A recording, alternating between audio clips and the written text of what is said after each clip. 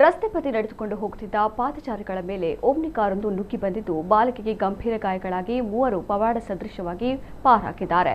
ಬೆಳ್ತಂಗಡಿ ತಾಲೂಕಿನ ಕೊಲ್ಪದಬೈಲು ಎಂಬಲ್ಲಿ ಭಾನುವಾರ ಮಧ್ಯಾಹ್ನ ಈ ಘಟನೆ ನಡೆದಿದೆ. 17 ವರ್ಷದ ಮರಿಯ ಗಂಭೀರವಾಗಿ ಗಾಯಗೊಂಡಿದ್ದು ಆಕೆಯನ್ನ ಬೆಳ್ತಂಗಡಿ ಆಸ್ಪತ್ರೆಗೆ ದಾಖಲಿಸಲಾಗಿದೆ. ಬೊಲೆರೋ ಜೀಪ್ನಿಂದ ಇಳಿದ ಇಬ್ಬರು ಬಾಲಕಿಯರು ಹಾಗೂ ಇಬ್ಬರು ಮಕ್ಕಳು ರಸ್ತೆಯಲ್ಲಿ ನಡೆದುಕೊಂಡು ಹೋಗ್ತಾ ಇದ್ರು. ಈ ವೇಳೆ ಅತಿ ವೇಗವಾಗಿ ಬಂದ ಓಮ್ನಿ ಕಾರು ಸಣ್ಣ ತಿರುವಿನಲ್ಲಿ ಚಾಲಕನ ನಿಯಂತ್ರಣ ತಪ್ಪಿ ಮಗುಚಿ ಬಿದ್ದು ಏಕಾಏಕಿ ಈ 4 ಪಾದಚಾರಿಗಳ ಮೇಲೆರಗಿದೆ.